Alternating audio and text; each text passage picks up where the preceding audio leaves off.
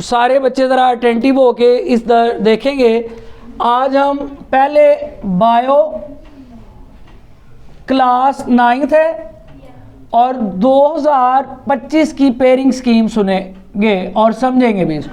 असल में मैंने लिख तो दी है, प्रॉब्लम ये है कि हमें समझ भी आनी चाहिए कि हमने इसको अप्लाई कैसे करना है। कई बच्चों को पेयरिंग स्कीम भी वर्ड इस्तेमाल होता है, असेसमेंट स्कीम भी वर्ड इस्तेमाल होता है, बच्चों को पता ही नहीं होता कि ये है क्या चीज़।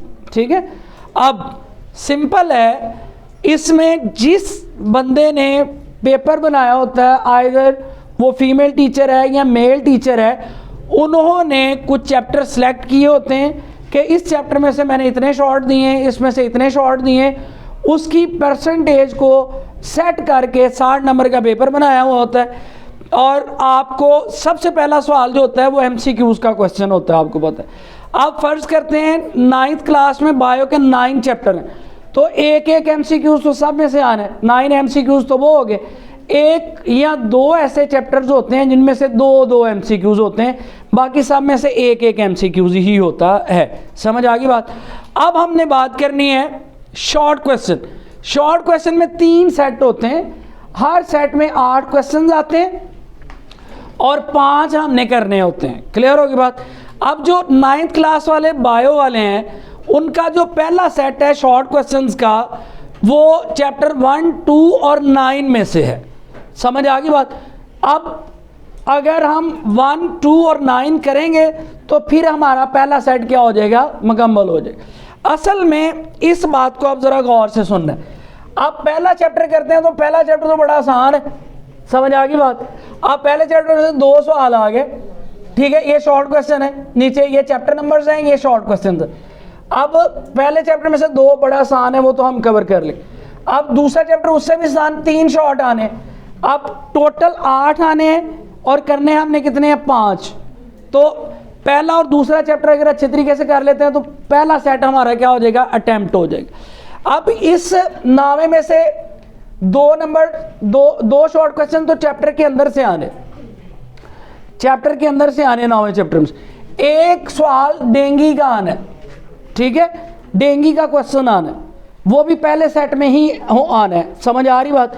अब हमने क्या करना, 9वां चैप्टर बड़ा लेंथी है, 9वें चैप्टर को हम लोगों ने टेम्परेरी करना है, मतलब इसको आप लोग कह लें कि हमने टाइम क्या देना है, कम देना, क्योंकि हमारा पहला और दूसरा चैप्टर करने के बाद हमारा सेट क्या हो जाता है, मुकम्मल हो जाता है। और एक डेंगी वाला क्वेश्चन है, वो 2-3 सवाल होते हैं, मैं आपको लिखवाऊंगा, उन्हीं में से एक आ जाता है।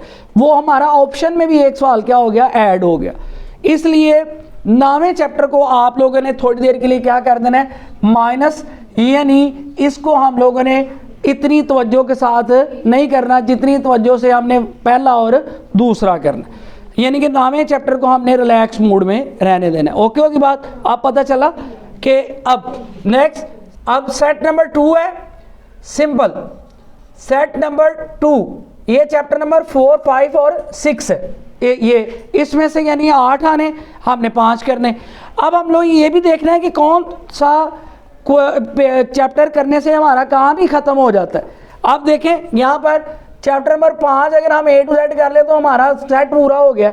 4 आने हैं उसमें से, और 4 अगर 5वें में से आ जाते हैं तो 5वां अच्छे से कर ले तो हमारा सेट क्या हो जाता है, मुकम्मल। तो फिर चौथा चैप्टर बड़ा मुश्किल है, 4 चैप्टर मुश्किल है, टफ है।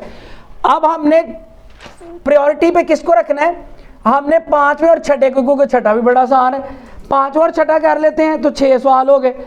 आने कितने हैं इनमें से, करने कितने हैं, 5। तो फिर जो चौथा चैप्टर है इसको थोड़ी देर के लिए हमने क्या करना है, माइनस, मतलब उसको हम लोगों ने टेम्परेरी तौर पर करना है। अब आ रही बात की समझ, ठीक है। अब हम सेट नंबर जब 3 पे आते हैं तो वहाँ पर 3, 7 और 8 चैप्टर है। अब इसमें से हमने 3 और 7 आसान चैप्टर है, 8वां क्या है, मुश्किल है। तो अब हम लोगों ने क्या करना है, तीसरे को ज़रा टाइम दें, तो 7वें को टाइम दें, तो 5 हमारे क्या हो जाते हैं, अटैम्प्ट। अब जो 8वां है उसको हम लोगों ने यहाँ पर क्या कर देना, थोड़ी देर के लिए माइनस करना। इस ठीक है, जो आप लोगों ने अपनी मर्जी से करने हैं, मतलब कि अगर आपको 9वें चैप्टर के किसी भी टीचर से, जैसे मैं गाइड करता हूँ आपको, ठीक है, आप लोगों ने क्या करना है, निशान लगवाने हैं 10-12 जो मोस्ट इम्पोर्टेंट होते हैं, 5 इंपॉर्टेंट होते हैं, वो 9वें चैप्टर के याद कर लें, चौथे के कर लें और 8वें के, मतलब उनको आप लोगों ने फुली तौर पर याद करने की ज़रूरत नहीं, या सिर्फ वो सवाल याद कर लें 9वें, चौथे और 8वें के जो फ्रीक्वेंट बोर्ड में क्या होते रहे हैं, रिपीट होते रहे, ठीक है। और इस तरह शॉर्ट क्वेश्चंस के तीनों सेट आप लोग कितने चैप्टर्स को करके कर सकते हैं, 6 चैप्टर्स को।